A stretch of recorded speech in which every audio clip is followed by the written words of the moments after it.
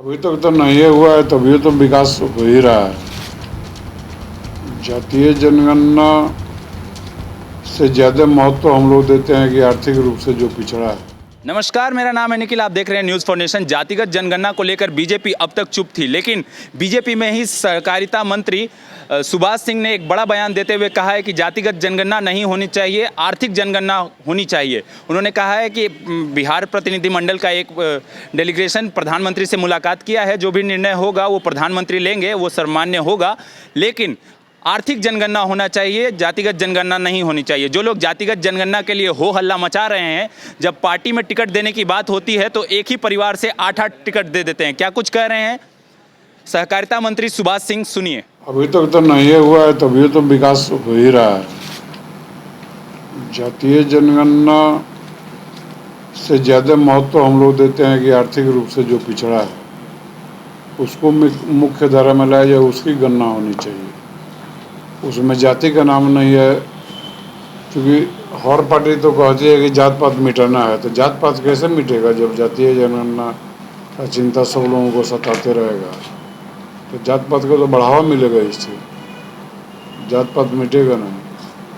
Sir, नुकसान किसको होगा, जनता को होगा या बीजेपी को? उपेंद्र कुशवाहा का इशारा क्या लगता है बयान से नुकसान करते हैं? ना, अपना अपना विचार है, सब लोगों का अपना अपना सोच है।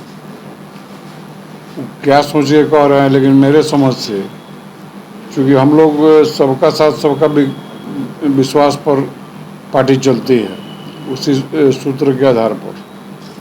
तो उसमें जो भी आर्थिक रूप से पिछड़े हुए हैं सबके लिए योजनाएं चलाई जा रही है। जैसे गैस चूल्हा हुआ है, शौचालय हुआ, या सड़कों का विकास, पुल पुलिया जो भी हो रहा है, चाहे फ्री राशन, तो गरीब लोगों को ही नहीं दिया जा रहा है। लेकिन अब इसको क्या हर जाति के लिए अलग अलग राशन का मात्रा रहेगा, उसका कैटेगरी रहेगा।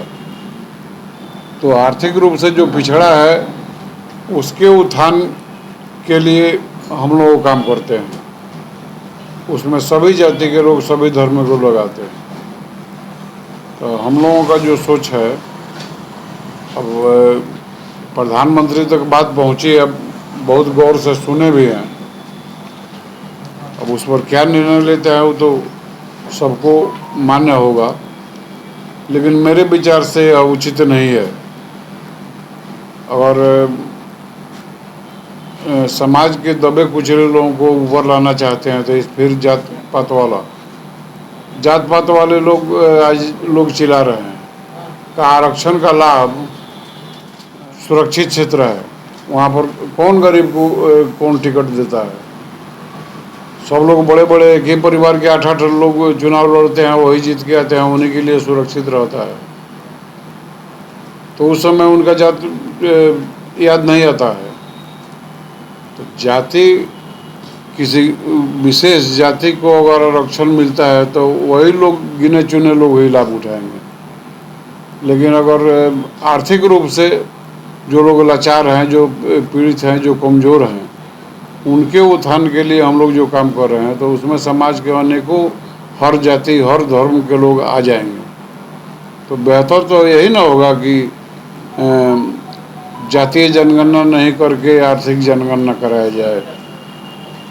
मुख्यमंत्री को क्या पुनः विचार करना चाहिए आर्थिक जनगणना को लेकर? अब मुख्यमंत्री जी को हम क्या सलाह देंगे? मुख्यमंत्री जी तो बहुत बड़े लोग हैं, अब उनकी सोच क्या है, लेकिन हमारे व्यक्तिगत जो विचार है वो हम बता दिए।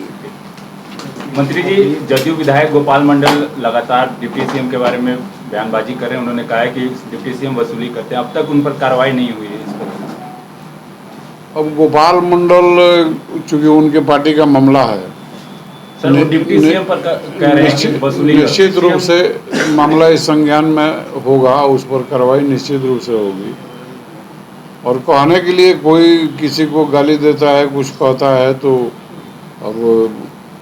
अब उसके ऊपर है, निश्चित रूप से पार्टी तो जरूर कार्रवाई करेगी। हमको नहीं लगता है कि बिना कार्रवाई का, क्योंकि हम लोग संगठन से जुड़े हुए लोग हैं, बहुत जिम्मेवारी पूर्वक पार्टी चलती है। कुछ बोल देना, कुछ कह देना बहुत लोगों की आदत है। अब उनके बारे में और इससे ज़्यादा हम कुछ टिप्पणी नहीं कर सकते। सर कार्रवाई कब, इंतजार कितने दिनों का होगा बीजेपी? डिप्टी सिंह तो सीधा आरोप पैसा लेने का लगा रहे हैं, 25 से 30 इंतजार कुछ दिनों का होगा या इंतजार करते रहेंगे सर? कहाँ कोई अथॉरिटी का आरोप लगा रहे हैं कि वसूली करने आते हैं। हाँ तो वसूली करने आते हैं, कहाँ आते हैं, तो ये भी अथेंटिक तो